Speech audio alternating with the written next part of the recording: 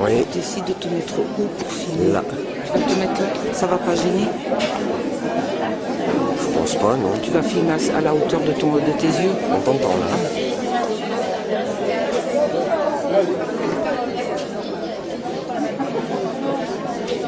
La vache.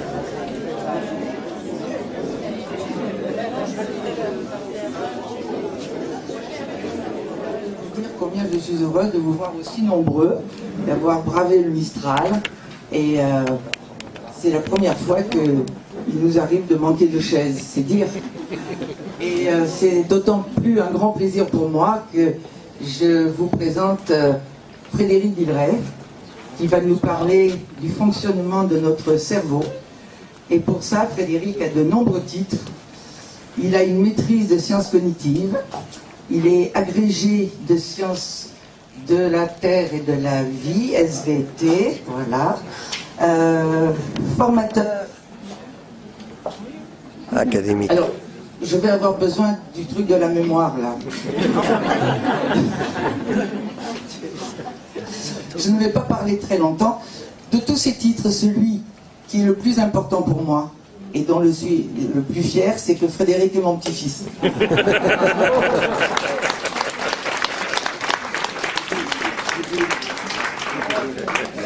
Ouais, mais c'est pas lui qui a bossé pour ça. Voilà.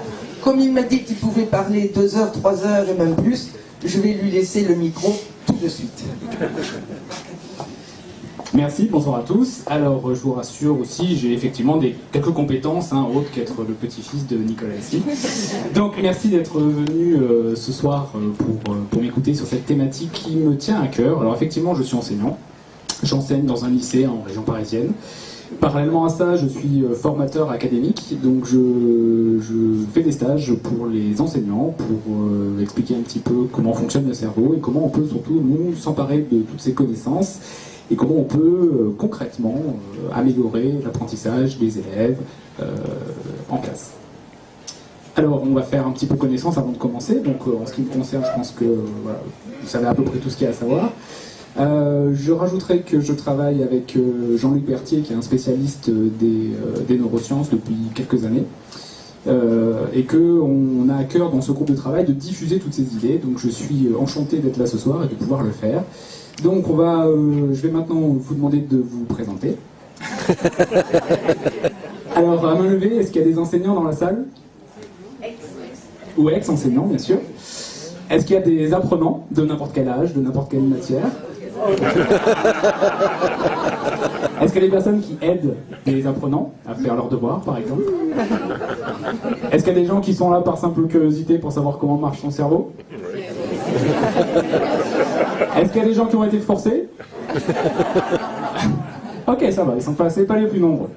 Alors, pour continuer sur la présentation, je vais éventuellement prendre quelques idées que vous pouvez avoir éventuellement sur le fonctionnement du cerveau, donc un peu comme ça, à main levée, sur des idées que vous pouvez avoir sur la mémoire ou le cerveau, des phrases, des choses que vous pensez être correctes sur comment est-ce qu'on est attentif ou comment est-ce qu'on mémorise.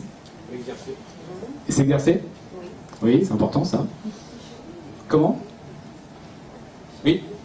Je voudrais tout savoir sur le corps calleux, s'il vous plaît. Ouh, vaste domaine. Alors, on va pas rentrer dans le détail des régions du cerveau, effectivement. Mais oui, je parlais tout à l'heure des mémoires auditives, mémoires visuelles. Peut-être que vous avez déjà entendu parler de ça. Des moyens mémotechniques. Ouais, d'accord, on va en parler un peu aussi. Alzheimer? Alors Alzheimer, non. Tout ce qui va être santé, non. Là, on va voir comment ça marche quand ça fonctionne bien. Donc, effectivement... Donc, dyslexie, non. Dyslexie, non. Trouble de l'attention, non. J'ai pas le temps, sur un format aussi court. Sinon, je peux parler 2 jours, même. Oui. La mémoire sélective. La mémoire sélective. Alors, c'est quoi ça, la mémoire sélective? Par exemple, on est plus dans un créneau que l'autre, on retient plus dans un domaine que l'autre. D'accord, ok. Très bien. Alors, je vais en dire un petit mot. Affective, ok, très bien. Qu'est-ce que vous pensez, par exemple, d'une discipline comme le yoga, qui permet aux enfants... Ah, je dirais un mot. Si j'oublie, redites-moi à la fin, je dirai un petit mot sur ça. Oui, c'est l'apprentissage de texte, donc une méthode. Méthode pour apprendre des textes? Ok. La base des maths, est-ce que ça existe? Ah, c'est rigolo, c'est à la base des maths, très bien. Émotion. Émotion. La plasticité du cerveau. Ouh, ça c'est joli ça. La plasticité du cerveau, ok, très bien. Bon, bah, je crois que c'est plutôt pas mal. Je vais vous poser une dernière question, puis on va commencer. À main levée toujours, ceux qui pensent avoir une bonne mémoire, levez la main. Ceux qui pensent avoir une mémoire correcte. Ceux qui considèrent avoir une mauvaise mémoire. Ok. Bon, on va reparler de tout ça. Je Alors, t'ai pas vu lever la main. au niveau sonore, est-ce que ça va? Tout le monde m'entend bien? Ouais. Ok. Alors, si ça marche. Alors, voilà le plan d'intervention. Dans une première partie, parce que ça va m'échapper un certain nombre de fois, de parler de sciences cognitives, donc je vais vous expliquer très rapidement ce que c'est. Je ferai un petit point sur leur place en France et en Europe. Et puis, dans une deuxième partie, on verra un modèle simplifié du fonctionnement du cerveau. Pour terminer, sur quelques conseils concrets pour apprendre et quelques neuromythes. Alors, neuromythe, je reviendrai plus précisément sur ce que c'est. C'est une croyance sur le cerveau qu'on pense être juste, mais qui n'est pas juste. Alors, La bosse des maths. Tout à l'heure. Comme peut-être la bosse des maths. Donc voilà, sans spoiler mon intervention, on en parlera tout à l'heure. Alors, j'ai pas évidemment le temps de rentrer dans le détail de beaucoup de choses, notamment sur l'attention. On va pas rentrer dans tous les mécanismes de l'attention, mais vous allez m'écouter pendant un petit moment. Donc je vais faire appel à votre attention soutenue. Et aujourd'hui, on sait que cette attention soutenue, qui est restée concentrée face à un flot d'informations, ça dure, allez, 20 minutes quand on est bien concentré, une demi-heure grand maximum. Et pas de bol, j'ai prévu de parler plus. Donc, on fera une pause entre la première et la deuxième partie, et entre la deuxième et la troisième partie. Alors quand je dis pause, il ne s'agit pas de se lever aller boire un café, il s'agit de prendre 1 minute pour souffler, repenser un peu à ce qu'on vient de dire, et voilà. Donc je m'arrêterai pour vous laisser le temps de digérer un peu ce qu'on est en train de dire. Voilà, exactement. En ce qui concerne les questions, n'hésitez pas à intervenir pendant. Je trouve que c'est plus facile, et moi ça ne me pose pas de soucis, plutôt qu'attendre la fin, où c'est compliqué de revenir sur des choses dites une demi-heure avant, donc n'hésitez pas à m'interrompre. Pour la prise de notes, je laisserai mon diaporama au CEIS, sinon il y a mon mail à la fin, pour ceux que ça intéresse, je peux aussi vous l'envoyer par mail. Voilà, je crois que pour l'introduction on est bon, on va pouvoir y aller.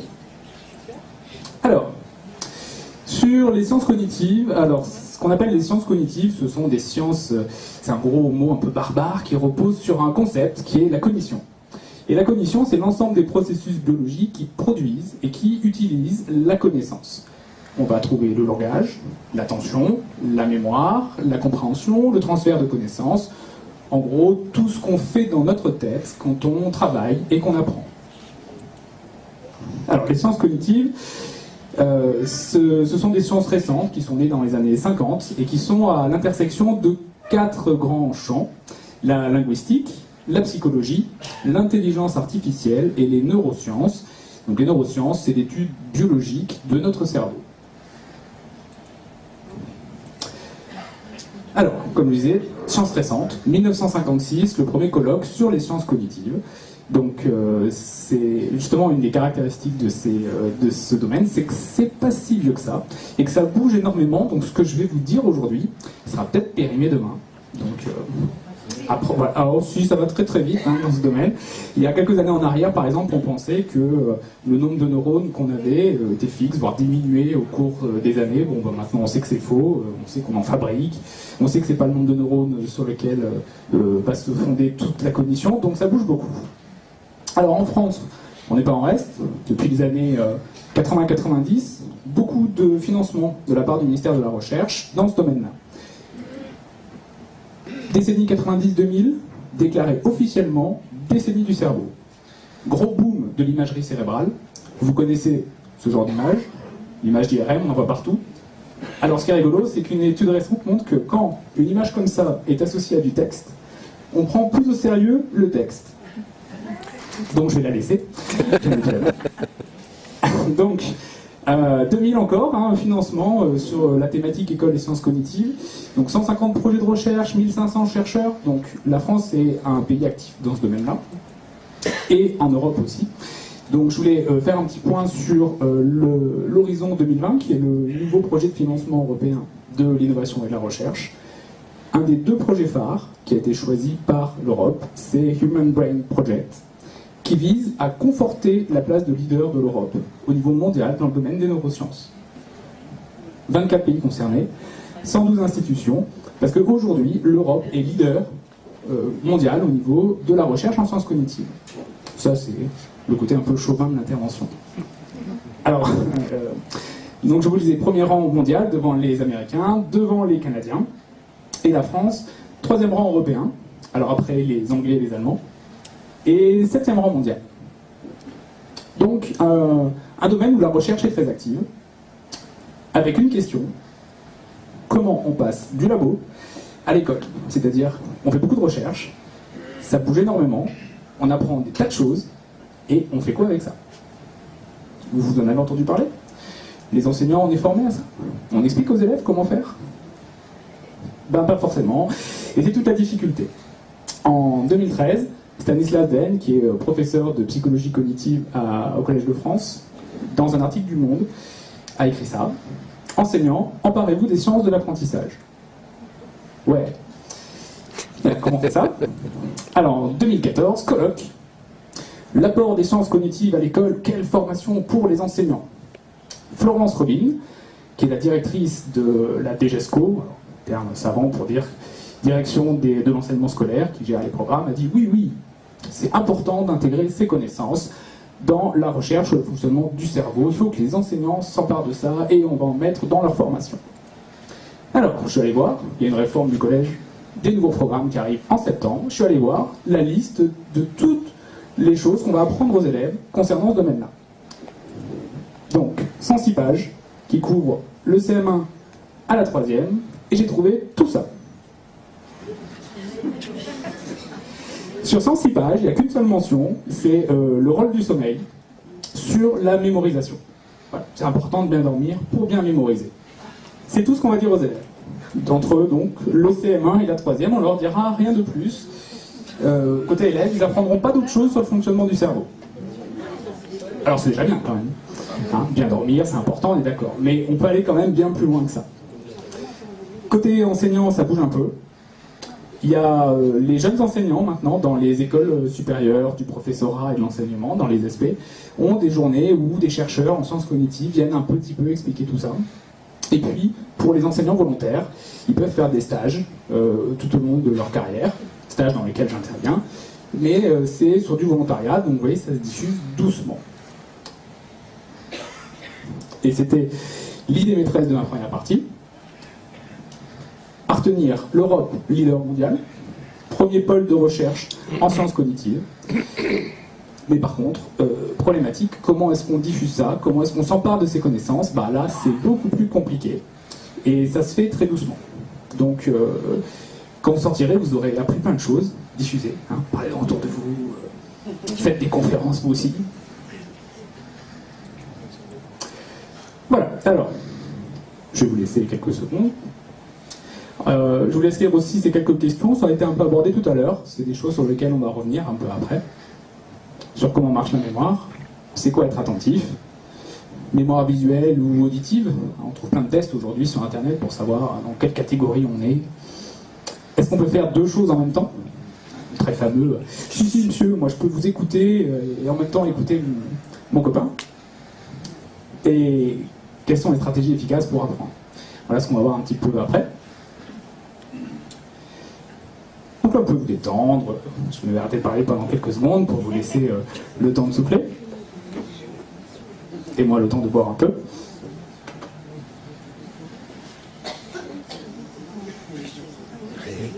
On peut faire du bruit pendant les pauses, il n'y a pas de souci. Et pas à parler entre vous. Peut-on faire deux choses en même temps? Ça dépend pas du sexe? Voilà, j'ai une question intéressante là. Peut-on faire deux choses en même temps? Ça dépend pas du sexe, hein. Les femmes peuvent faire deux choses en même temps, hein. Voilà. Alors, oui, j'en aurai dessus tout à l'heure, c'est intéressant comme question. Alors, bon, la première partie était courte, on enchaîne. Alors, je vais vous expliquer là un modèle un peu simplifié du fonctionnement de notre cerveau lorsqu'on est en situation d'apprentissage. Les 5 vignettes représentent les 5 sens. Toucher, ouïe, vision, goût et odorat. Donc par ces 5 sens, on reçoit un certain nombre d'informations sensorielles en permanence, y compris quand on apprend. Tout ça, c'est stocké dans des mémoires qu'on appelle les mémoires sensorielles, puisque c'est des mémoires qui reçoivent les informations sensorielles. Alors ces mémoires sensorielles, il faut savoir qu'elles sont à très court terme. Mémoire visuelle de l'ordre de la milliseconde, mémoire auditive de l'ordre de la seconde. Alors, je vais vous le prouver, je vais vous faire travailler un petit peu. Je vais vous présenter une image, et puis je vais vous demander d'être attentif à cette image, je vais vous poser des questions sur cette image après, et puis surtout ceux qui pensent avoir une mémoire visuelle, photographiez l'image et gardez-la dans votre cerveau. Alors ceux qui disent « Oh, moi je suis auditif, je vais échouer », essayez quand même de faire le test. Et puis ceux qui sont visuels, moi je suis hyper visuel, allons-y. Si vous êtes prêts? Est-ce que vous êtes prêts? Oui. Ah. Oui, merci pour me réveiller. Allons-y. Alors on ne râle pas pendant les exercices. Photographiez l'image.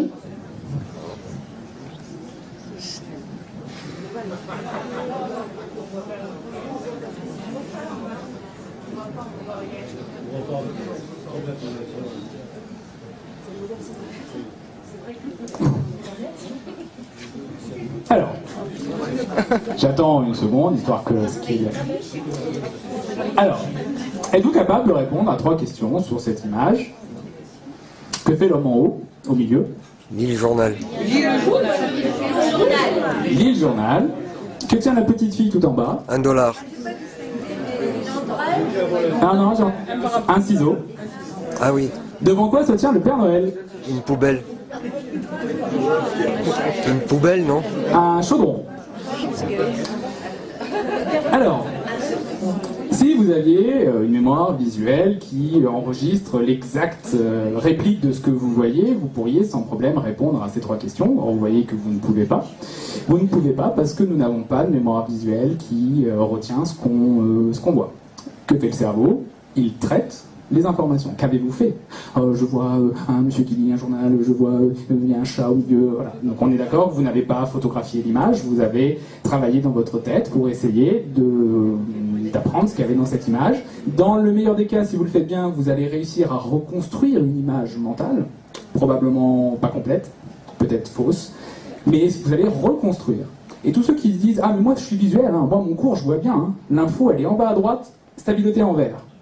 Mais vous n'avez pas photographié, vous avez fait ça. Vous avez reconstruit dans votre tête une image mentale, mais il n'y a pas de mémoire visuelle, il n'y a pas de mémoire auditive. Enfin, il y en a, mais ça dure une milliseconde pour l'image visuelle et puis 1 seconde pour l'auditif.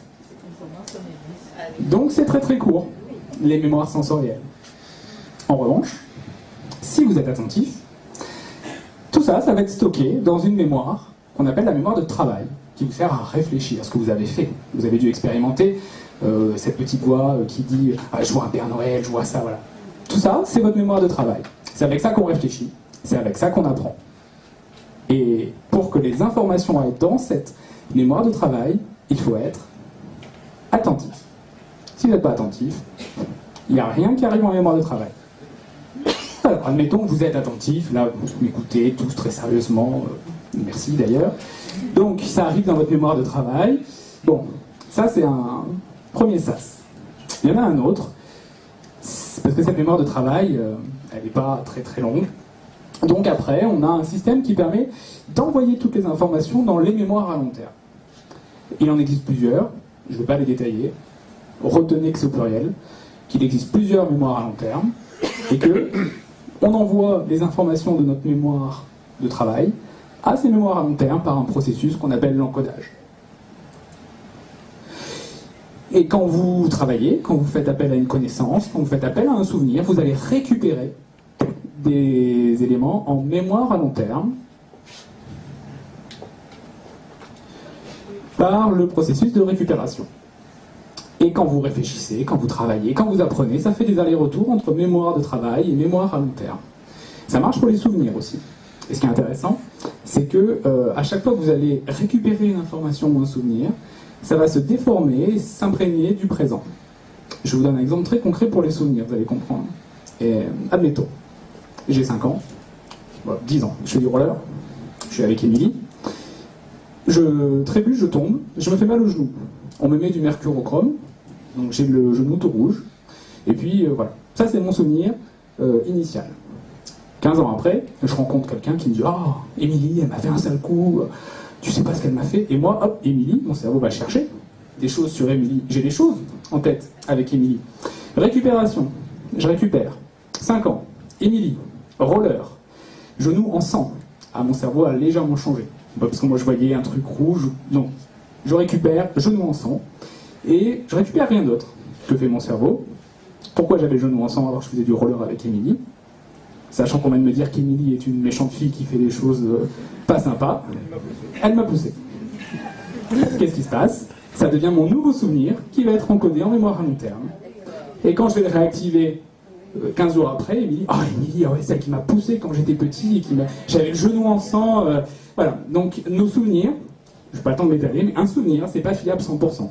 Voilà pourquoi on s'arrache la tête en famille. Hein.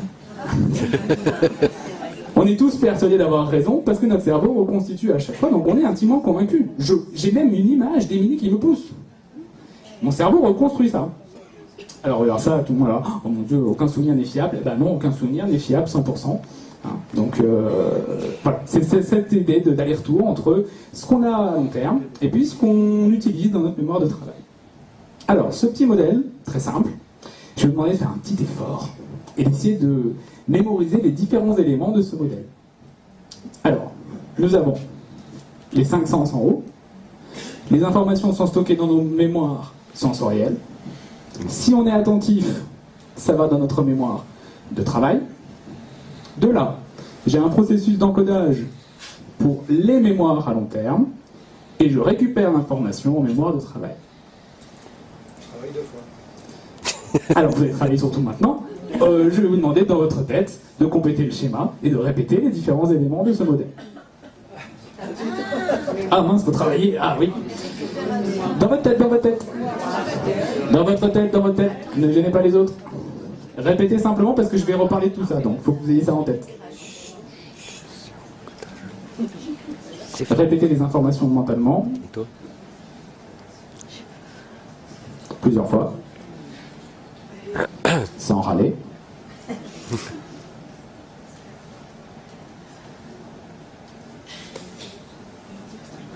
Il y a quelqu'un qui a dit un jour, le souvenir est poète, n'en faites pas un historien.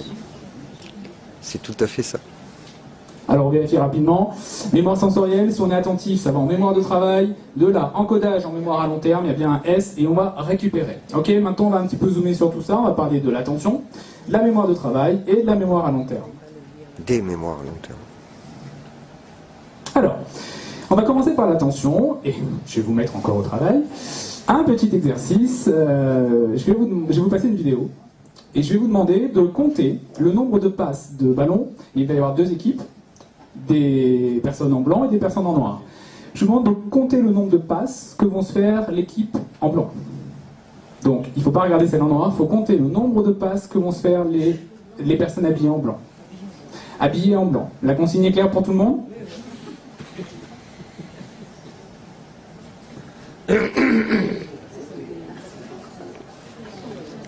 Ok, tout le monde est prêt?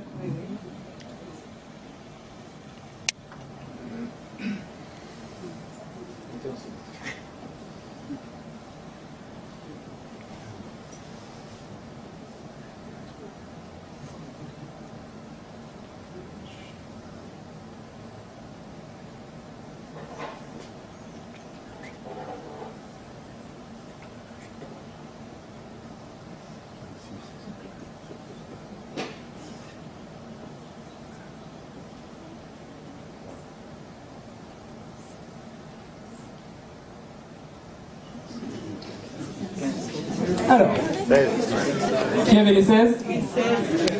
Ok. Alors, qui a vu le gorille? Qui a vu le gorille?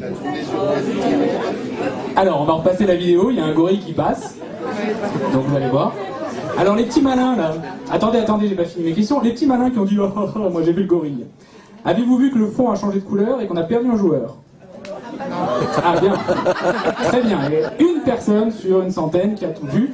Les autres qui ont vu le gorille, qui étaient contents, moi j'ai vu le gorille. Le fond change de couleur et on perd un joueur. On va regarder tout ça à nouveau.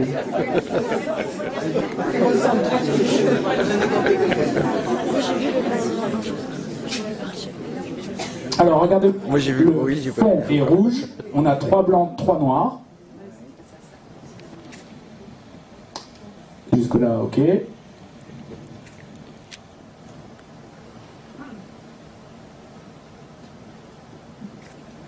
Arrivée du gorille. Le fond est devenu orange et on n'a plus que 2 joueurs noirs là.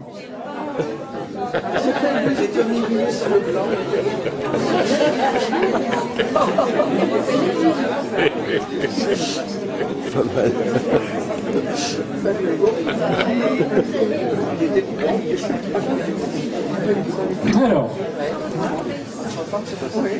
Alors pourquoi je vous présente cette vidéo? Je la présente parce que l'attention, c'est un filtre. C'est un filtre et vous avez tous vu la même vidéo, certains n'ont pas vu le gorille, pourtant on le voit quand même plutôt bien. Pour ceux qui ont revu, enfin, c'est pas un petit gorille. Pour ceux qui ont vu le gorille, le fond a quand même changé de couleur. On peut quand même considérer que l'environnement a quand même changé, vous ne l'avez pas vu. Pourquoi? Simplement parce que notre cerveau ne va traiter que ce à quoi on est attentif de manière très spécifique. Et tout le reste, il ne traite pas. Il ne traite pas, ça veut dire qu'on le loupe complètement. Alors, ça, c'est extrêmement intéressant pour nous les enseignants de savoir ça, parce qu'il faut qu'on la canalise, cette attention. Mais vous aussi, apprenant, quand vous aidez quelqu'un, l'attention, c'est un filtre qu'il faut absolument contrôler. Et il faut aider à contrôler cette attention. Pourquoi? Vous voyez bien pourquoi. Hein. Parce que très vite, on peut passer à côté des choses, et le cerveau marche comme ça, il n'y a pas de souci. Quand l'expérience a été reproduite de très nombreuses fois, une personne sur deux ne voit pas le gorille, donc c'est tout à fait normal, il n'y a pas de problème. Un petit mot pour les enseignants, juste, s'il y en a, il y en a, donc quand on pose une question sur un texte, c'est intéressant parce que va faire le cerveau? Il va aller chercher la réponse, et puis tout le reste, ça passe à côté, donc après nous, il ne faut pas qu'on questionne autre chose sur le texte. Il ne faut pas qu'on pose une question et qu'après on aille chercher de la compréhension, hein, parce qu'on met à mal le lecteur là. On lui dit d'aller chercher les personnages, et puis après on lui dit alors, ça se passe où? Oh, enfin, vous venez de lire le texte. Bah oui, mais moi j'ai canalisé l'attention sur les personnages, et forcément, le cerveau, le reste, il n'a pas du tout enregistré. Donc l'attention, première porte d'entrée, pour que ça aille dans la mémoire de travail. Voilà, bien canaliser son attention, extrêmement important. Et vous voyez que sinon, c'est compliqué. D'ailleurs, un petit mot sur ça, c'est que quand il y a des dépositions, par exemple, lorsque la police prend des plaintes, on croise absolument un maximum de dépositions et on ne retient que les éléments en commun. Tout le reste, on ne prend même pas. Parce qu'il y en a un qui va dire veste verte, l'autre veste rouge, et c'est pas fiable. C'est pas fiable parce que l'attention, on a beau, et ça c'est important parce on surestime beaucoup ses propres compétences attentionnelles. C'est-à-dire que si vous avez posé la question avant, on m'aurait dit non, mais bien sûr que je vais voir s'il y a un gorille qui passe. Bah, pas tant que ça. Hein. Oui.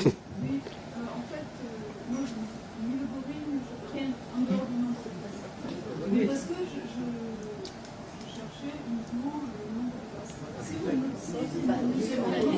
Est-ce qu'on aurait vu Si j'avais rien dit ou si j'avais... pas donné de consigne à la base sur le nombre de... Alors vous auriez probablement vu un peu plus, mais pas nécessairement tout. Peut-être que le gorille vous l'auriez vu, mais le fond, c'est pas dit. Sur les tests attentionnels, il y a beaucoup de vidéos. Il y a une vidéo qui a été faite par la ville de Londres, qui montre une scène, donc c'est une scène, il y a un cadavre, et puis ça dure 1 minute, la caméra passe, et puis les gens sont interrogés, par une sorte de Sherlock Holmes. Il y a une vingtaine de changements dans la scène, tout change. Le cadavre change, tous les objets autour changent, c'est-à-dire que l'image du début qu'on voit et l'image après, rien à voir. Et pourtant on voit très très très peu de changements. Il faut vraiment la focaliser, l'attention, parce que si je n'avais rien dit, ou si vous avez dit attention, il va se passer des trucs, peut-être là, en canalisant votre attention comme ça, vous auriez vu quelque chose.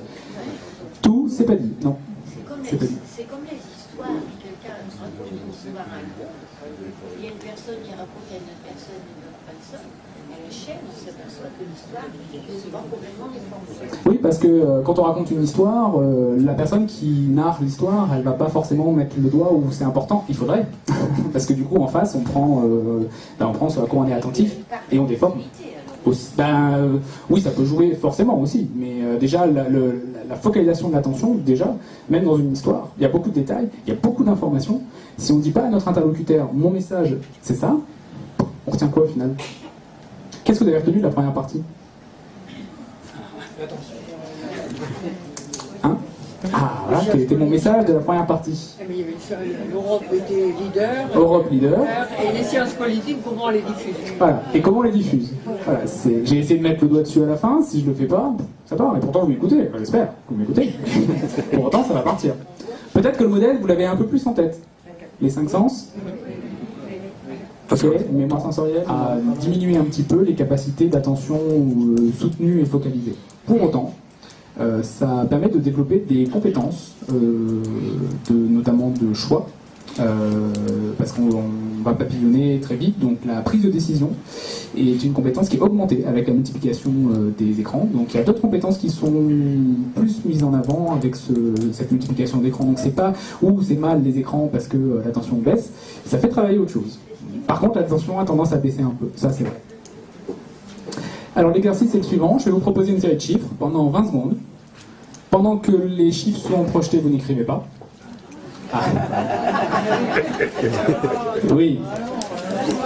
Comme vous pouvez le voir, nous sommes dans la mémoire de travail. Donc je vais vous demander un effort de mémoire. Donc il va falloir mémoriser la série de chiffres qui va vous être présentée.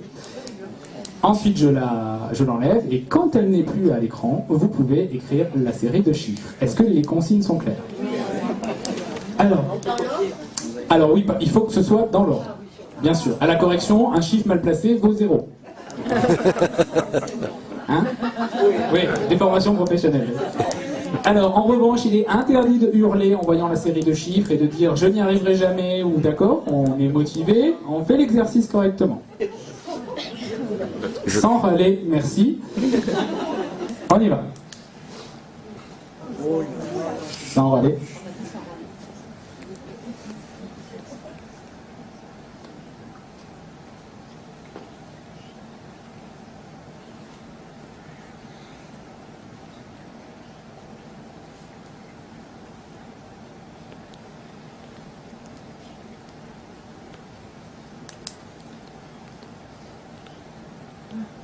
Attendez une toute petite seconde.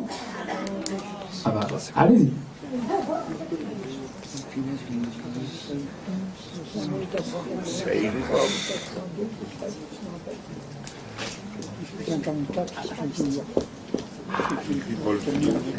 Voilà, elle est écrite. Oui. 6309. J'avais remarqué qu'il y avait 54 à chaque fois. Tout le monde a écrit la série? Oui.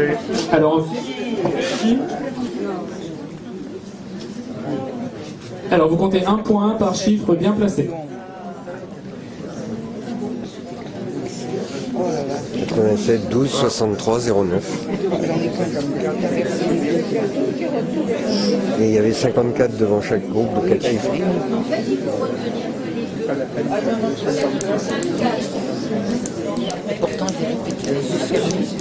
Alors, qui a 16 sur 16? Pas mal. 15? 14? En dessous de 13? Ok. Alors, pourquoi je vous fais faire cet exercice, tout ça? C'est pour montrer que la mémoire de travail, avec cette mémoire avec laquelle on réfléchit, elle a une limite en termes de nombre d'informations qu'on peut retenir en même temps. Alors elle a été mesurée, cette limite. Classiquement, on dit que c'est 7 plus ou moins 2 items. Donc on peut retenir en même temps à peu près entre 5 et 9 items. Donc ceux qui ont fait 16 sur 16, vous avez probablement repéré la répétition du Les motif. 54. Ce qui fait que 8 à retenir, plus les 2, donc on est aux alentours de 10. Donc ça veut dire vous êtes sur une rétention plutôt haute pour les chiffres. Si on fait ça avec des mots, vous pouvez avoir un résultat différent parce que selon l'item qu'on cherche à mémoriser, il peut y avoir des différences. En tout cas, ce qu'il faut retenir, c'est que cette mémoire avec laquelle on réfléchit et avec laquelle on travaille, elle est limitée en nombre. Ça, c'est extrêmement important pour nous les enseignants, pour les apprenants, et quand on aide quelqu'un, parce que dès que notre mémoire de travail est saturée, on fait plus rien. Donc si je suis enseignant et que je dis « Alors, aujourd'hui, TP, on va observer des cellules. Donc, vous allez prendre un microscope, et puis ensuite, vous allez venir chercher une feuille que vous allez mettre entre lame et lamelle, hein, on l'a déjà fait. Vous observez ça au microscope, vous faites un dessin. Attention, le dessin, c'est toujours au crayon. Et quand vous aurez fait ça, vous irez sur les ordinateurs. Bon, c'est bon. Trop d'informations, j'ai saturé la mémoire de travail, c'est terminé, plus personne n'écoute, et après, moi, je dis, oh, je vous ai tout expliqué tout à l'heure, personne ne retient rien. Bon, là, c'est ma faute, clairement. Donc, attention à ça. Mais en dehors de ça, parce que là, je parle aux enseignants d'expérience personnelle, mais même quand on apprend aussi, faire attention à cette limite, parce que dès qu'on sature, de toute façon, on ne fait plus rien. Donc ça, c'est une première limite. Deuxième limite. Je vais vous demander de répondre à 2 questions, très simples. Comment s'appelle le nouveau programme européen de financement de la recherche et de l'innovation? On écrit, on répond pas à l'oral. Brainwork. Si, j'en ai parlé dans la première partie. Donc, comment s'appelle ce programme? Deuxième question, pareil, on écrit. Comment s'appelle la directrice de la DGESCO? Alors, sans râler pour les exercices, merci. Qui peut répondre aux 2 questions? Ah, une question? C'est bien aussi. Alors, pourquoi vous êtes en échec? Alors, il y a 2 solutions. Ou vous n'avez pas été attentif, tout à fait possible. Moi, j'en ai rien à faire de ce qu'il raconte là. Moi, ce qui m'intéresse, c'est le cerveau. Là, j'écoute rien. Donc, bon, ok. Si vous avez été attentif et que vous m'avez vraiment écouté, l'information est arrivée dans votre mémoire de travail. Pas de souci. Mais ça fait 15, 20, 25 minutes déjà. Et ça, c'est parti. Parce que la deuxième limite de la mémoire de travail, c'est que c'est une mémoire à court terme. Et quand je dis court terme, c'est de l'ordre de la minute. C'est-à-dire qu'une information qui vous arrive dans la mémoire de travail, si vous en faites rien, ça va durer quelques minutes. Une dizaine de minutes grand maximum. Et c'est tout. Et après, ça part.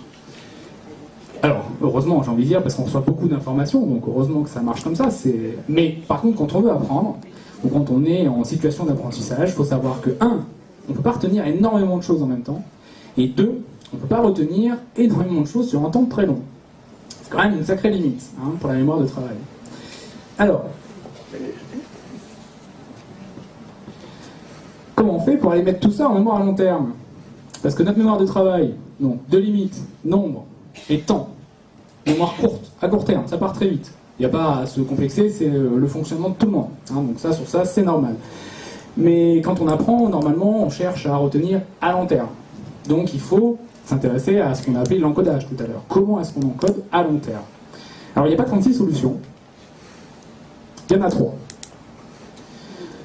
Si je ne veux pas oublier, il faut répéter.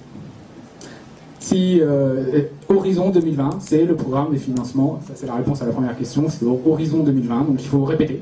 Horizon 2020, Horizon 2020. Si on fait ça, ça tiendra un peu plus longtemps que quelques minutes. Ça peut tenir quelques heures, parfois jusqu'au lendemain. Et alors là, on est typiquement dans le apprendre. Comment est-ce qu'on apprend son cours? Comme on nous a jamais expliqué. On fait ça, on répète, donc on se le met un peu en mémoire de travail, et on espère que ça tienne jusqu'au devoir. Et puis des fois ça tient pas. Et c'est dommage. Parce que des fois je me le mets en mémoire de travail, hop, je vais vite voir mes parents, hop, je récite. Nickel, je suis content, mes parents sont contents, on peut manger, il a fait ses devoirs, c'est parfait. Et le lendemain, 0. Parce qu'on n'aura personne comprend, ni les parents, ni les élèves, ni personne. Qu'est-ce qui se passe? Eh ben, j'ai mis dans ma mémoire de travail, j'ai pu le restituer tout de suite, je m'en suis plus occupé parce que j'ai réussi, sauf que c'est parti. C'est parti, c'est pas en mémoire à long terme. Résultat, le lendemain, quand le prof pose ses questions, lui, il va taper dans quoi? La mémoire à long terme. Et là, on se rend compte que ça marche plus. Alors ça, c'est un peu embêtant, on va en parler tout à l'heure, comment essayer de faire malgré ces limites-là. Deuxième chose pour bien encoder, c'est l'émotion. Si une information vous est délivrée avec une émotion, enfin que vous ressentez une émotion à ce moment-là, il y a plus de chances que ça reste. Si vous riez, si ça vous fait peur, vous retiendrez beaucoup mieux l'information. Bon, ça c'est plus compliqué à utiliser en situation d'apprentissage, mais si je vous demande où vous étiez le 11 septembre 2001, il n'y a pas de souci, c'est pour tout le monde, je sais très bien où c'est. Alors, un mot sur ça, avec ce qu'on a dit tout à l'heure des souvenirs pas fiables. Des chercheurs se sont intéressés un petit peu à cette question. Après le 11 septembre, ils ont interrogé des gens qui ont décrit la situation dans laquelle ils étaient, parce qu'ils s'en rappelaient. Et puis 6 mois après, on a réinterrogé les personnes. eh ben 30% des informations étaient différentes, déjà, au bout de 6 mois. Et pourtant, si je vous pose la question, pour vous, c'est hyper clair. Vous savez où vous êtes.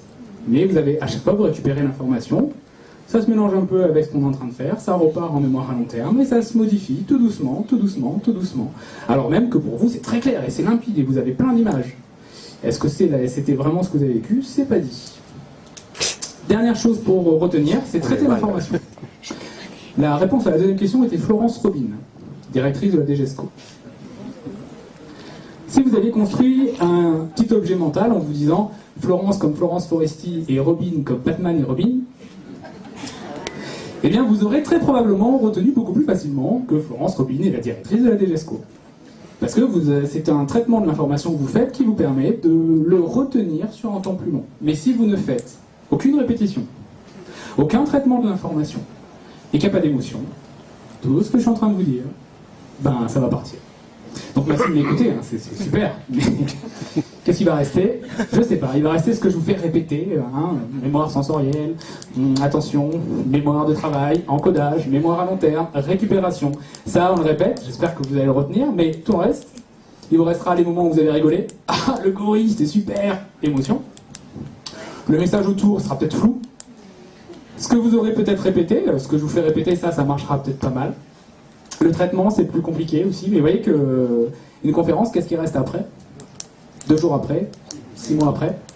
Qu'est-ce que vous pensez de la méthode du mind mapping qui fait après? Alors ça, c'est très intéressant, la méthode du mind mapping ou carte mentale. Hein, c'est une façon de représenter les informations. Ça, c'est très intéressant. Alors pour ceux qui ne connaissent pas, c'est une sorte de schéma. Au centre, on met une notion. Et puis de là, on fait partir des traits avec des notions secondaires, une sorte d'arborescence, avec les idées, les premières idées, puis elles sont à nouveau redécomposées en sous-idées. Alors ça, c'est extrêmement intéressant parce que notre cerveau, il marche un peu comme ça. Donc ça marche plutôt bien. Alors, à peu près 10% des gens sont totalement réfractaires aux cartes mentales, ils les aiment pas du tout. Mais pour ceux qui les utilisent, c'est assez efficace, pour plusieurs raisons. Parce qu'on construit, quand on une fiche de cours, quand on fait un cours, c'est très linéaire. J'ai le grand 1 sur la première page, le grand 2, page 4, le grand 3, page 10. Et quand j'apprends dans l'ordre. Donc quand j'oublie la fin, ben j'oublie toute la troisième partie. Alors je connais peut-être le grand 1 très bien, un bout du grand 2, et après, plus rien. La carte mentale, ce qui est intéressant, c'est qu'on part du centre, on apprend les idées, le grand 1, grand 2, grand 3, et ensuite on redécompose à nouveau. Donc c'est un outil qui marche plutôt pas mal. C'est aussi un outil visuel, alors ça marche très bien quand on le fait soi-même, et qu'on rajoute des petites images, des petits dessins. Très important, j'en parlerai tout à l'heure de ça. Donc oui, ça marche bien ça. Se prendre des référents, quelque chose. On se construit un schéma personnel. Oui, la carte mentale, il faut le construire. Hein. C'est beaucoup plus efficace quand c'est fait de manière individuelle, avec ses propres schémas. C'est comme ça qu'agissait Olivier Lejeune, qui est un acteur, et il avait une mémoire infaillible, je voyais. Alors, les gens qui ont des très bonnes mémoires ont des tas de stratégies de mémorisation, évidemment, clairement. J'ai une autre question, oui. Quand on a une mémoire, on le dit, il y a des fois, une odeur, un parfum nous fait le souvenir à quelque chose. Enfin, c'est pas de l'émotion, c'est les 5 sens. Il y en a, ça peut être par le nez, par... Alors oui, sauf qu'on n'a pas de mémoire d'odorat. Hein. C'est parce que c'est tout ce qui va être associé. Et en fait, ça tombe très bien, merci pour la transition. En fait, justement, pour récupérer une information, comment ça marche? Eh ben, le problème, pour se rappeler, c'est de trouver le chemin. Quand c'est mémorisé à long terme, c'est comment on retrouve. Et ben, la plupart du temps, on retrouve avec ce qu'on appelle les indices de rappel. Quelque chose qui, justement, active dans le cerveau les réseaux de neurones où c'est stocké. Typiquement, la Madeleine de Proust. L'odeur sert d'indice de rappel. Mais le petit dessin que j'ai fait sur ma carte mentale, il me sert aussi d'indice de rappel. Donc, quand vos souvenirs, là, mon souvenir avec Émilie, j'aurais été incapable de le dire avant qu'on me dise « Émilie m'a fait un sale coup ». Indice de rappel, ah, Émilie, ah, dans mon cerveau, j'ai un réseau. Émilie, elle est stockée avec le roller, 5 ans et tout ça. Hop, ça revient à indice de rappel. Mais si on m'avait dit, là, sors-moi des souvenirs de quand t'étais petit, bah, c'est compliqué. Allez-y, sortez-moi des souvenirs comme ça.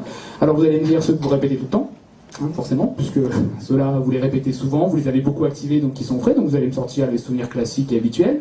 Les autres, non. Pour autant, vous en avez. Mais ils ne seront pas activés à moins d'avoir un indice de rappel sous forme de son, d'odeur, de choses comme ça. Donc les indices de rappel, extrêmement importants pour bien récupérer l'information aussi. On va en parler tout à l'heure. Donc les cartes mentales, ça marche très bien, mais quand on travaille, on peut se faire des tas de petits indices de rappel quand on cherche à mémoriser une information. Et ça aide beaucoup le cerveau de faire ça, pour ces questions-là.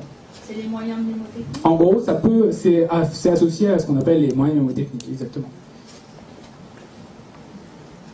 Alors, c'est un schéma un peu peut-être ardu. Alors, pour mémoriser à long terme, donc ça date de 1885 par un psychologue qui s'appelait Linghaus. Donc c'est vieux, mais ça a été démontré aujourd'hui d'un point de vue plus neurosciences.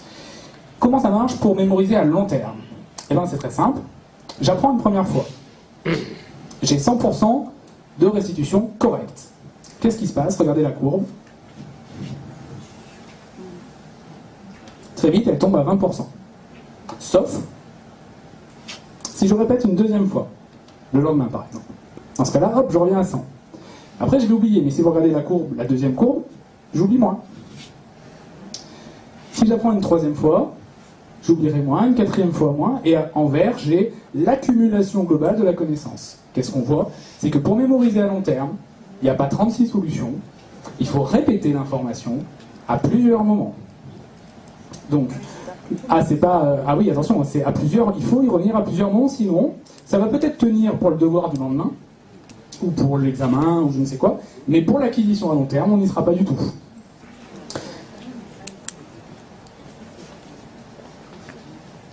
Alors, pour vous montrer ça, une dernière chose, pardon. Et il faut espacer. Vous voyez que les répétitions, là, elles s'espacent au fur et à mesure. C'est pas je fais des répétitions le lundi, le mardi, le mercredi, le jeudi, le vendredi. C'est je fais une répétition le lundi, une répétition le lundi de la semaine d'après, une répétition 3 semaines après, une répétition 1 mois après. Et alors là, je suis sur la courbe la plus efficace pour mémoriser sur un temps long. Sinon, qu'est-ce qui se passe? Ça reste dans la mémoire à court terme et ça va finir par être oublié. Donc, il va falloir bien faire attention à ça quand on est apprenant ou si on est enseignant, dans tous les cas. C'est la répétition espacée. C'est le seul moyen d'apprendre à long terme. Sinon, on oublie. Et alors, les bachoteurs, pourquoi ça ne marche pas à long terme? Pas parce que j'apprends, hop, mémoire à court terme, je me gave la tête, ça tient ce que ça tient, je réussis éventuellement ou pas, mais quelle est l'acquisition à long terme? Si je reviens jamais dessus, rien. À long terme, il n'y a pas d'acquisition. Donc c'est important de garder ça en tête. Si vous aidez les gens à apprendre, il faut revenir sur les notions. Si on veut les acquérir à long terme, surtout sur des bases, en français, en maths, il faut revenir dessus. Même si on a eu une bonne note, je vous le montre. J'ai fait une expérience avec les élèves l'année dernière. Oui, je fais beaucoup d'expériences avec mes élèves. Oui, les pauvres, ouais.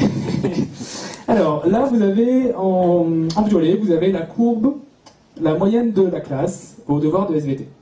Bon, globalement, on est aux alentours de 10. Ok. Alors, en bleu, vous avez un élève test. Il bossait avec ses méthodes. Et là, je vais donner un logiciel qui permet de faire de l'apprentissage espacé. Donc, il avait le cours. Et ce logiciel permet de faire cet apprentissage tous les jours un petit peu et d'espacer doucement. La note qu'il a eue à ce devoir en révisant comme ça, vous la voyez, il a eu quasiment 16 sur 20, troisième meilleure note de la classe. Après, il a repris ses habitudes à lui. En dessous de 10. Et ce qui est intéressant, c'est que ce devoir-là, le 7, c'est exactement le même que le 4 à la virgule près, posé 2 mois après, sans prévenir les élèves. Moyenne de la classe, 2,5. Y compris tous ceux qui avaient 18, 19, les meilleurs élèves, 2. Donc qu'est-ce qui reste de mon cours 2 mois après, quand on n'a fait aucune répétition? Rien. Enfin, rien. Allez, je suis gentil.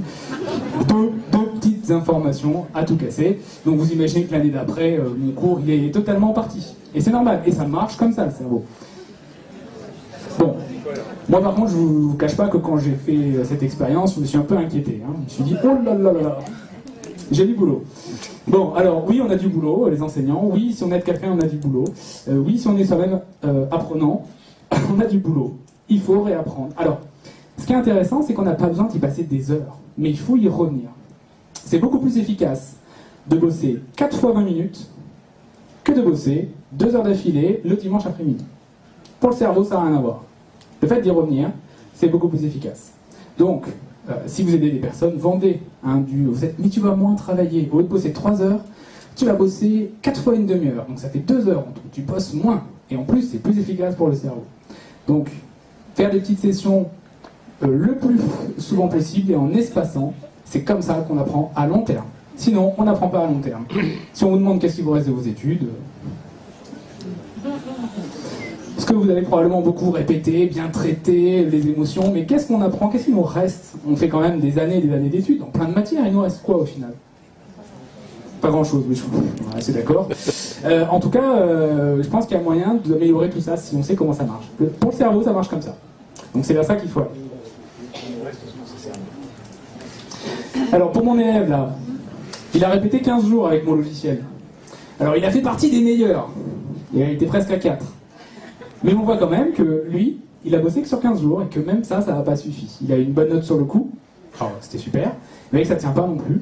Pour lui, il aurait fallu aussi revenir 3 semaines après, ou 1 mois après, 3 mois après, pour que ce soit maintenu de manière hyper efficace. Alors oui. Le cerveau, il a quand même a priori une Alors, pas vraiment. On peut répéter la question. Les mémoires à long terme. On peut répéter la question. Ah, pardon, la question c'est est-ce qu'il y a une limite de stockage? D'ailleurs, on entend parfois, ou ça, faut pas la prendre, ça va m'embrouiller la tête, ou je vais me charger la tête avec ça. Alors pour l'instant, on n'a pas trop trouvé de limite pour les mémoires à long terme. Alors, mémoire de travail, tout le monde a compris, hein, 7 plus ou moins 2 et quelques minutes. Mais les mémoires à long terme, pour l'instant, on n'a pas vraiment trouvé de limite à ce qu'on peut mémoriser. Tant dans le temps, on peut avoir des souvenirs qui datent de 90 ans, que dans la quantité de ce qu'on peut mémoriser. Et un japonais dont j'ai oublié le nom a récité les 100 premières décimales de pi pendant 16 heures. Oui, alors là, vous allez dire, oui, c'est quand même un effort. C'est-à-dire qu'en termes de capacité mnésique, les mémoires à long terme, pour l'instant, on n'a pas vraiment trouvé de limite. Et je reviendrai sur ça, j'ai une autre information, mais je la donne tout à l'heure. Il y avait une autre question? Oui. Ah, c'est intéressant parce qu'il a trouvé ça super. Donc après, il m'a demandé encore, mais après, il lui dit, bah, fais-le toi. Et là, on a tapé dans la case motivation. Et c'est plus compliqué, évidemment. Donc après, il faut voir quel outil. Il y a des outils aujourd'hui qui font ça, qui permettent de travailler comme ça. Donc là, vous voyez, Anki, c'est le nom d'un logiciel qui permet de faire ça. Donc éventuellement, Anki, A-N-K-I, ça veut dire mémoire en japonais. Pour ceux que ça intéresse, allez voir, c'est un outil super pour apprendre. Par contre, il faut quand même le remplir. Il faut faire des questions-réponses dans l'outil. Mais une fois qu'on a fait ça, il est super efficace pour mémoriser à long terme. Il y en a d'autres qu'Anki, mais Anki je le connais bien et j'utilise avec mes élèves, donc je maîtrise. Mais il y a d'autres, il y a Mnemosine aussi, les super Mnemo, dans le même type. Oui.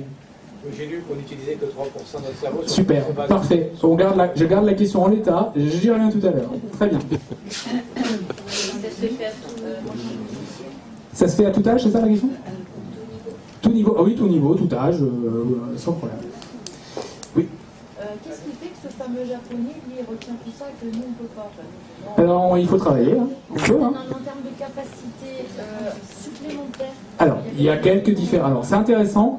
J'ai pas trop le temps de développer, mais il y a quelques facteurs génétiques, mais pour beaucoup quand même, c'est l'environnement et c'est l'entraînement. Tout le monde est capable. Quasiment. C'est-à-dire en termes de capacité, il y a quelques cas assez exceptionnels, mais là, moi, mais même dans l'autre sens, c'est-à-dire même des cas vraiment exceptionnels avec des mémoires vraiment exceptionnelles et on comprend pas trop bien comment ça marche. Mais sinon, en termes de capacité, on n'est pas vraiment différent. Le cerveau est très plastique. Tout à l'heure, je ne sais plus qui a parlé de plasticité cérébrale. C'est cette idée que notre cerveau se modifie tout au long de la vie, et ça, c'est vrai. Et pour tout le monde, c'est pareil. Il faut le faire. Et après, il faut s'entraîner, il faut pratiquer, bien sûr, mais on est globalement égaux. C'est l'heure de la pause. Ouh. J'ai fini la deuxième partie. Donc là, vous avez à peu près en tête un petit modèle simple, hein, mémoire sensorielle, attention, mémoire de travail, encodage, les mémoires à long terme, récupération. Comment je stocke en mémoire à long terme? 3 moyens. Émotion. Émotion, répétition, traitement. Voilà. Alors maintenant, on va aborder des choses très concrètes, des conseils. Comment on fait maintenant concrètement qu'on sait comment ça marche? Concrètement, maintenant que l'on sait comment ça fonctionne, voilà. Quelques conseils et quelques neuromythes. Mais avant, une petite minute de pause, on peut parler de votre voisin. Alors, traitement, ça veut dire manipuler l'information dans sa tête, en faire quelque chose. Pas juste la recevoir. C'est-à-dire, quand je dis une information, quand je dis ça, si vous faites rien que juste m'entendre, vous ne traitez pas l'information. Si vous faites que ne serait-ce que répéter en disant « Ah, il faut que je traite l'information ». Là, vous faites une répétition mentale. Vous avez déjà un traitement de l'information. Si vous vous dites « Ah, tiens, et je pourrais faire ça », c'est un traitement de l'information. Donc c'est ça. Ou alors, carrément, être en exercice. Je vous fais remplir des documents. Là, je vous fais traiter l'information à travers des exercices. La répétition est un traitement. La répétition, oui, c'est une forme de traitement. Très simple, mais on peut traiter l'information d'autres manières. Je peux très bien aussi vous dire, par exemple, mettez-vous par paire, et puis dites ce que vous avez retenu de la deuxième partie. Donc là, vous allez discuter entre vous, échanger, voir ce qui manque, parce que l'autre va dire des choses que vous avez oubliées. Donc c'est notre façon de traiter l'information et qui n'est pas de la répétition pure. Ça a répondu à la question ? Ok. Ok. Alors, dernier exercice, le même que tout à l'heure. Donc c'est la même chose. Je projette 16 chiffres pendant 20 secondes. Il faut mémoriser sans écrire. Quand ça disparaît, vous écrivez. Bonne chance à tous. Sans râler. Oh.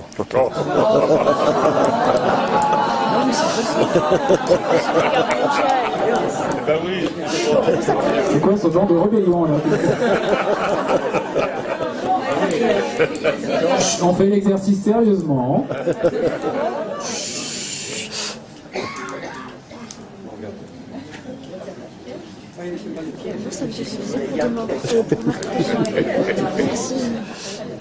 Attendez. Même condition que tout à l'heure. Écrivez. Qu'est-ce que c'est que cette histoire?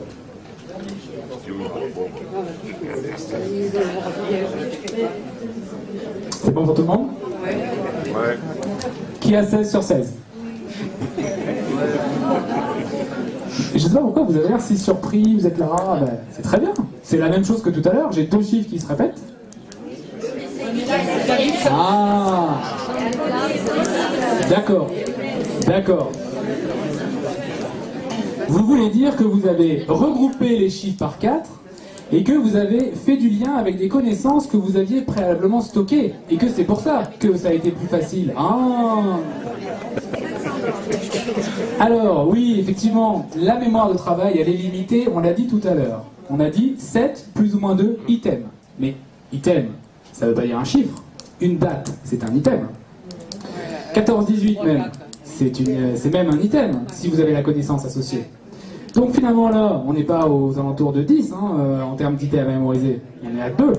Et si vous avez là, pour ceux qui n'avaient pas vu, donc 1914, 18, 39, 45, donc c'est les dates des 2 guerres mondiales. Si vous avez la connaissance, pour vous c'est hyper facile, mais encore faut-il l'avoir. Ceux qui ne l'ont pas, c'est compliqué. Si vous l'avez, c'est plus facile. Et la mémoire de travail, plus on fait du lien, plus c'est facile pour elle et moins on sature.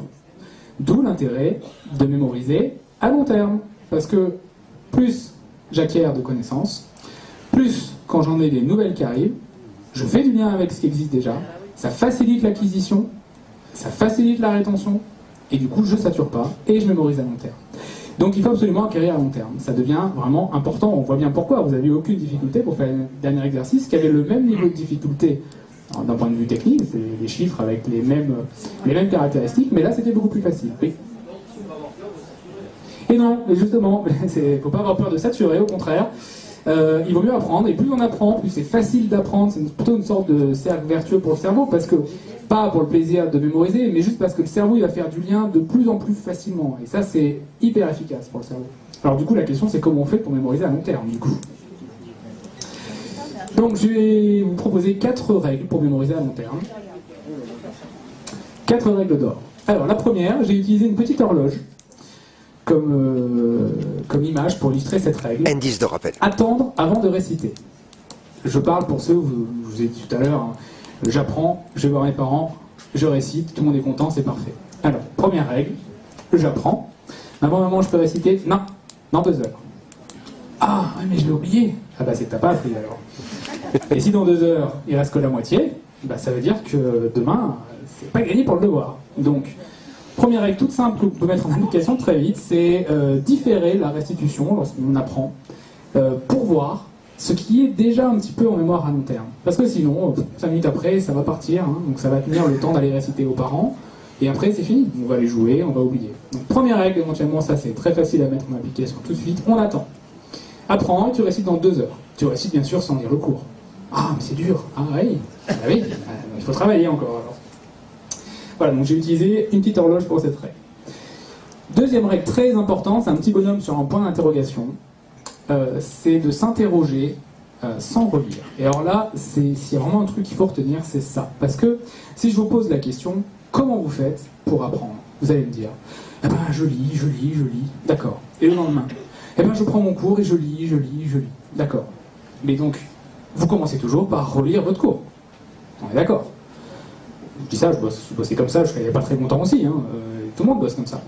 Sauf que, qu'est-ce qui se passe quand vous relisez d'abord votre cours? Vous le mettez dans quelle mémoire? Court terme. Donc, vous êtes capable de le restituer tout de suite. Vous venez de le mettre en mémoire à court terme. La question est, l'avez-vous en mémoire à long terme? Ben, on ne sait pas. Ah, on ne sait pas. Et le seul moment où on va le savoir, c'est devant le devoir, quand on va poser la question, on va faire ah bah non, en fait, je ne l'ai pas à long terme. Ah, et pourtant, je l'ai lu 4 fois. Ah bah oui, mais c'est pas en mémoire à long terme. Donc, ce qu'il faut absolument faire, c'est non pas prendre son cours et relire, c'est prendre une feuille blanche et écrire qu'est-ce que j'ai en mémoire à long terme. Parce que quand je demande à mes élèves, est-ce que tu es capable d'écrire tout le cours sans lire, ils me disent ah bah non. Bah alors, comment tu peux espérer répondre à des questions dessus? Ah oui. Bah oui. Donc ça, vraiment très important à retenir. Produire d'abord, écrire ce qu'on sait, et ensuite on va voir pour consolider ce qu'on n'a pas pu dire. Mais ce qu'on a pu dire, normalement, c'est mémoriser, c'est bon. Normalement, on sait, il y a des choses qu'on sait au bout d'un moment. Hein. Relire des cours à bip, ça sert à rien. Il y a des choses qu'on finit par mémoriser. Par contre, on n'arrive pas à sortir, ça, il va falloir aller y retourner. Il faut le traiter, il faut le répéter. Et ça, c'est vraiment très très important pour la mémoire à long terme. Donc vous êtes actif, on se pose des questions, vraiment en tout premier lieu. Surtout, on ne relit pas son cours. Donc il faut coller sur les cours des gros panneaux sans interdit. Hein. On ne relit pas son cours, d'abord on récite. Là, ça va être dur, on va dire que oui, c'est dur, mais ça veut dire que c'est pas mémorisé à long terme, sinon. Donc j'ai utilisé un petit bonhomme sur un point d'interrogation pour cette règle. Troisième règle, alors on a dit espacer les apprentissages. Ça veut dire que oui, il faut répéter plusieurs fois, mais on a dit qu'il faut aussi espacer les apprentissages pour mémoriser à long terme. Ça veut dire qu'il faut un peu planifier. Et alors pour ceux qui aident les personnes à faire des devoirs, c'est très bien, hein, pas de souci, mais comment vous faites? Vous prenez le devoir, le cahier pour le lendemain. Alors, demain, il y a quoi? Devoir. Oh ah bah là, c'est un peu tard, hein, parce que là, on n'aura pas le temps de répéter. Donc, il faut absolument aller voir à une semaine, à 15 jours, qu'est-ce qui nous attend? Parce qu'il faut déjà commencer à répéter 15 jours avant si vous avez un devoir, et que vous voulez que ça tienne un petit peu. Alors, enseignant, nous, on peut le décrire dans l'agenda, dans 15 jours, devoir. Alors, dans 15 jours, devoir. Mais vous écrivez, pour dans 2 jours, commencez, premier temps de révision. Pour dans 4 jours, vous écrivez, deuxième temps de révision. Pendant 3 jours, vous écrivez et vous remplissez l'agenda comme ça. Parce qu'un adolescent qui vit dans l'instant présent, il ouvre son agenda, il regarde qu'est-ce que j'ai demain. Hein. Donc, demain, devoir de maths et devoir d'histoire. Bah, bonne soirée, hein, en gros. Donc, par contre, si on essaie de planifier, alors, c'est pas forcément simple, hein, ça c'est peut-être l'aspect le plus difficile pour mémoriser à long terme, hein, cette question de l'espacement et d'y revenir, mais c'est absolument nécessaire si on veut mémoriser à long terme.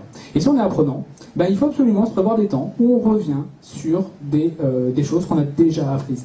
Un exemple très concret où on voit que même des bons élèves sont mis en échec, hein, je viens de faire le bac blanc dans mon établissement, j'ai des très bons élèves qui ont eu des notes catastrophiques. Pourtant ils ont eu, depuis le début de l'année, 16, 17. Là ils se retrouvent avec 9, ils ne comprennent pas. Qu'est-ce qui s'est passé? Chuter à chaque fois. Ça marche, 17, mais arrivé en mars, ils n'ont jamais revu ce qu'ils avaient vu en septembre. De manière très naturelle, ça a été très très compliqué. Donc j'ai utilisé 3 petites flèches qui s'espacent, essayer vraiment de prévoir ça. Quand on accompagne, prévoir des temps où on y revient, extrêmement important pour le cerveau. Et dernière règle, c'est 2 petits bonhommes qui discutent. Alors, vocaliser ou subvocaliser. Bon, vocaliser, c'est parler. Subvocaliser, c'est comme ça.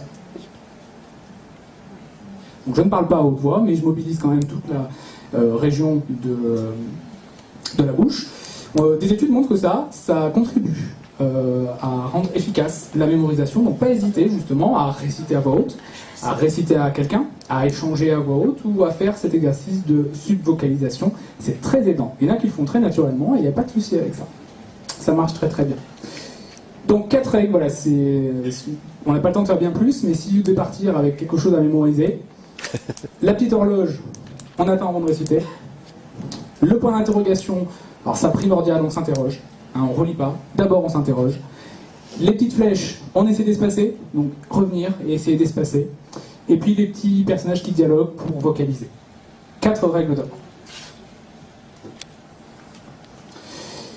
Et je finirai sur 2-3 petites choses autour des neuromythes. Un neuromythe, donc c'est une croyance fausse, qui est exprimée en langage neuroscientifique, on a l'impression du coup que c'est quelque chose de très sérieux, qui est souvent inspiré par des résultats scientifiques, mais ou mal interprété, ou simplifié, ou carrément périmé.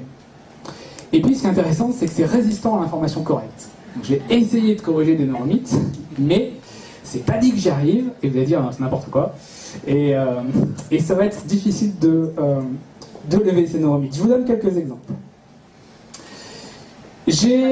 Alors je vous ai posé la question tout à l'heure, j'ai une bonne mémoire, j'ai pas une bonne mémoire. Alors je reviens dessus tout de suite. Vous pouvez déjà en partie répondre vous-même. Pourquoi c'est un neuromythe cette histoire de j'ai une bonne mémoire? Il y en a Parce qu'il y en a plein. Il y a plein de mémoires, donc, et là je ne suis pas rentré dans le détail, mais des mémoires, il y en a des dizaines et des dizaines. Et peut-être qu'on a une mauvaise mémoire lexicale, celle qu'on utilise beaucoup à l'école. Pour autant, on a une très bonne mémoire des visages, très bonne mémoire musicale, visio-spatiale. Donc attention, cette idée de une bonne mémoire, non, ça ne marche pas. D'ailleurs, attention aussi à ceux qui vous vendent, développer, booster votre mémoire. Même chose, hein, ça ne marche pas. Booster votre mémoire, ça non. Au mieux, vous allez booster votre super mémoire des chiffres. Ok, super. Et ça ne vous fera pas bosser votre mémoire lexicale, par exemple. Ou votre mémoire sémantique. Donc attention aussi à ça, hein, parce qu'il y en a qui... Il y a beaucoup de choses commerciales autour de ça. Hein, donc booster votre mémoire, non. Un mot sur l'attention, ça marche. Parce que l'attention, c'est quelque chose qui est, contrairement aux mémoires, on a une attention, on peut le développer en s'entraînant. Et je reviens sur la question justement du yoga. Pour développer l'attention, il y a la musique, le sport, et tout ce qui va être de l'ordre de la méditation. On a des études scientifiques qui montrent aujourd'hui que ça aide grandement l'attention à se développer, et souvent les élèves qui sont sportifs, musiciens, ou les personnes qui pratiquent la méditation ont des capacités d'attention plus fortes. Alors il est possible de faire deux choses en même temps, le fameux... Il est possible de faire deux choses en même temps. Alors non, le cerveau est monotâche. Je vais nuancer. Le cerveau est monotâche, il ne peut faire qu'une seule chose consciente à la fois. Je peux par contre faire une tâche consciente et une tâche automatisée. Si ma conduite est totalement automatisée, je peux conduire et parler. Si j'apprends à conduire, ma conduite n'est pas du tout automatisée et je ne peux pas conduire en suivant une conversation. Donc, le cerveau ne peut faire qu'une seule chose consciente. Si je fais deux choses en même temps, mon cerveau va alterner entre les deux. C'est-à-dire que si vous parlez à votre voisin tout en m'écoutant, votre cerveau passe entre les deux. C'est-à-dire, il m'écoute, le voisin, il m'écoute, le voisin, il m'écoute, le voisin. Avec une perte d'information dont vous n'êtes pas conscient puisque vous perdez l'information. Mais vous avez l'impression que vous avez tout compris et tout entendu. Et de votre voisin, et de ce que j'ai dit. Pour autant, si on fait l'expérience, on voit très bien que non. On n'est pas du tout à 100%. Quand on fait deux tâches en même temps et qu'on switch, on est moins bon dans les deux, forcément. Donc on ne fait pas deux choses possibles en même temps. Alors pour les femmes qui font deux choses possibles en même temps, peut-être qu'une des deux est automatisée. Oui. Je ne rentrerai pas dans le débat, mais j'ai dit peut-être. Alors attention, il ne faut pas s'encombrer la mémoire avec ça. On a un peu vu, si, allons-y, mémorisons. Plus on sait, plus on fait du lien, plus c'est facile.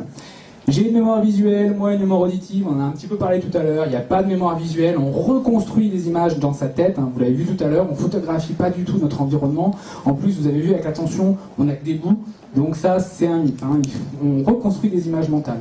Et ce qui marche le mieux, c'est de faire un encodage sensoriel multiple, c'est-à-dire à la fois du visuel et de l'auditif par exemple. Parce que du coup, il y a deux entrées dans notre cerveau, et ça marche beaucoup mieux.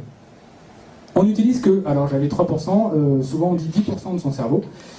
Très courant comme phrase, il y a un film de Besson qui est sorti il n'y a pas longtemps sur cette idée. Alors non, on n'utilise pas que 10% de son cerveau, on utilise 100% de son cerveau.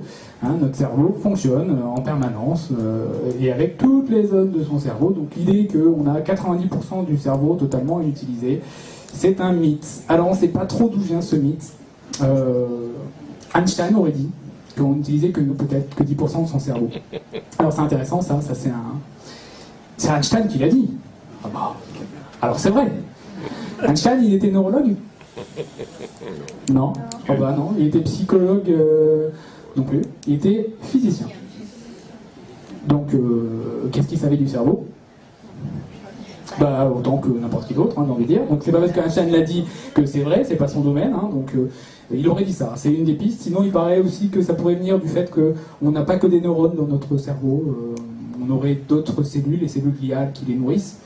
Et il y avait des études qui montraient qu'on avait 10% de neurones. Alors on n'utilise que 10% de son cerveau, mais non, c'est faux. Tout se joue avant 3 ans, oui. Récemment, il y a un président de la République qui a dit mon neurone.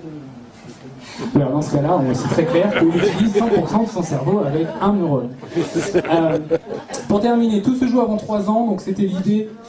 Alors non, justement, tout se joue pas avant 3 ans. L'idée que après 3 ans c'est mort, non. Il est vrai qu'il y a des périodes sensibles. Il est vrai qu'il y a des périodes où c'est plus facile, notamment pour l'apprentissage de langues étrangères, parce que quand on est enfant, ça va utiliser les mêmes zones que la langue maternelle, donc c'est plus facile. Pour autant, c'est pas du tout fermé. Cette idée de fenêtre fermée, au-delà de laquelle c'est mort l'apprentissage, ça c'est un neuromythe, parce que c'est pas vrai. On peut apprendre à tout âge, et les études montrent que la plasticité de notre cerveau, elle est valable tout au long de la vie. Donc non, tout n'est pas joué avant 3 ans. Dernier, qu'est-ce que je vous ai mis? Donc cerveau, oui, l'idée peut-être, vous avez entendu parler, c'est l'hémisphère gauche. Oui, moi je suis plus, vous savez, cerveau gauche, logico-mathématique. Donc moi je suis hyper bon en maths. Ah ouais, moi les maths c'est pas la peine. Moi je suis plutôt cerveau droit, vous voyez, artiste, bohème, voilà. Donc ça c'est pareil, il n'y a pas de fondement scientifique sur les différents hémisphères. Il me reste que quelques minutes, alors on va pas terminer sans quelques petits rappels. Alors, on y va? Pour les rappels? Florence Robin. Produisez mentalement, s'il vous plaît, mentalement.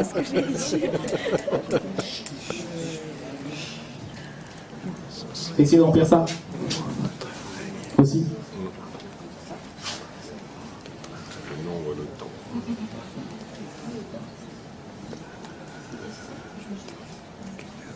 C'est tout bon.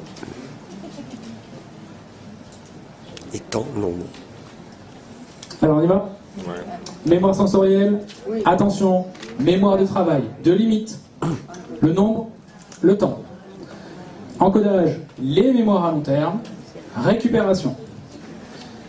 Ça c'est un petit modèle simplifié mais qui vous permet d'avoir quand même en tête un certain nombre d'éléments pour apprendre. Deuxième chose, les règles dont on a parlé, mentalement, ou à l'écrit comme vous voulez.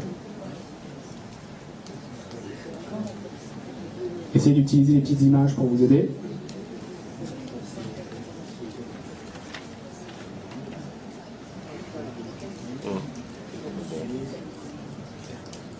Tout le monde les a?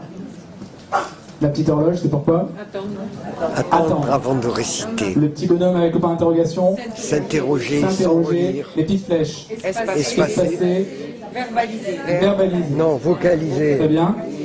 Donc j'ai Verbaliser, c'est la utilisé police. des indices de rappel, c'est-à-dire que pour vous aider, vous pouvez utiliser les images qui sont projetées. Donc là c'est moi qui vous les impose, mais vous voyez que ça aide la mémoire. Du coup, si je vous avais demandé les règles sans, comme ça à blanc, sans rien dire, peut-être ça aurait été plus difficile. Là votre mémoire, j'ai aidé votre mémoire avec des indices de rappel. Vous pouvez vous les construire vous-même. Vous voyez que c'est très simple à faire. Et si c'est vous qui le faites, c'est encore plus efficace. Mais avec ces 4 symboles, vous pouvez retenir plus facilement les 4 règles. La montre pour attendre, le point d'interrogation pour s'interroger, les petites flèches pour espacer et les petits personnages qui dialoguent pour vocaliser. Et merci pour votre attention.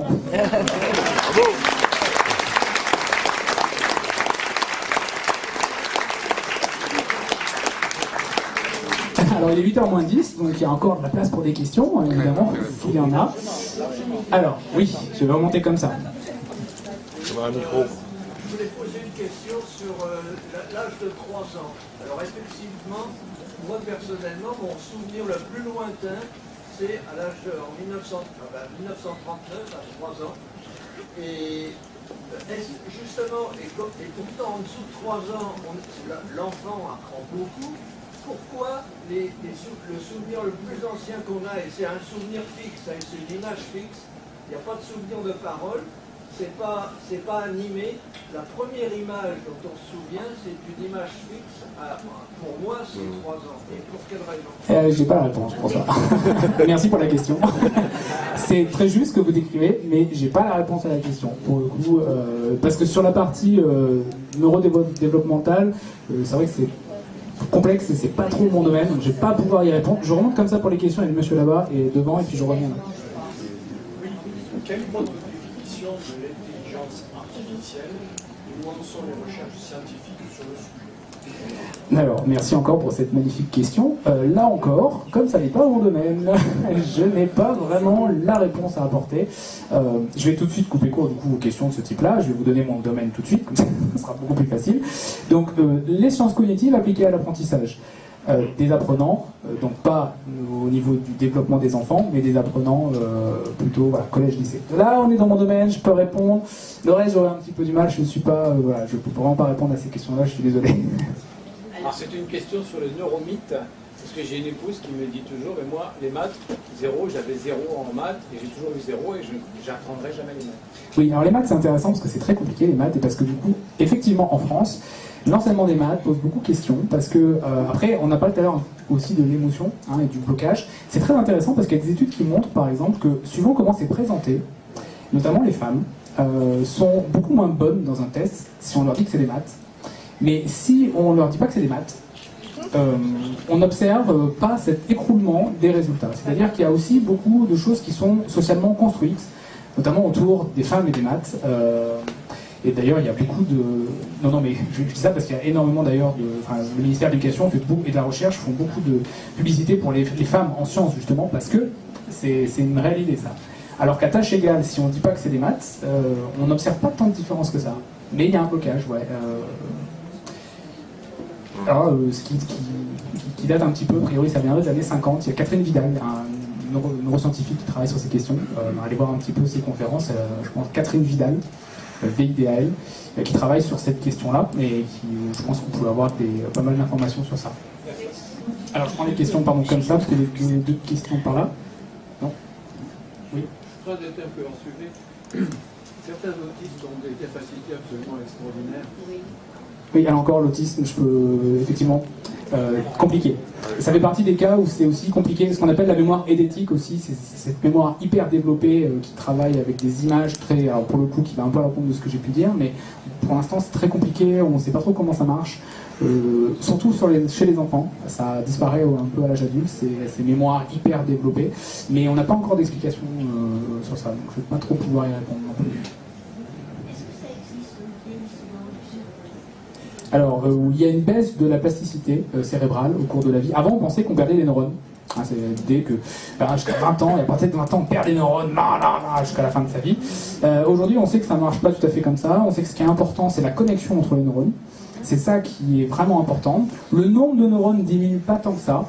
C'est cette connexion entre les neurones qu'on appelle la plasticité cérébrale, pour simplifier. Elle baisse un peu en fin de vie, mais elle reste quand même, elle reste possible en fait, en fin de vie. Et alors, juste un dernier mot sur la plasticité, pour éviter qu'elle baisse trop, sport, activité intellectuelle, alimentation. 3 éléments qui vont permettre de diminuer la chute de la plasticité cérébrale avec l'âge. Oui.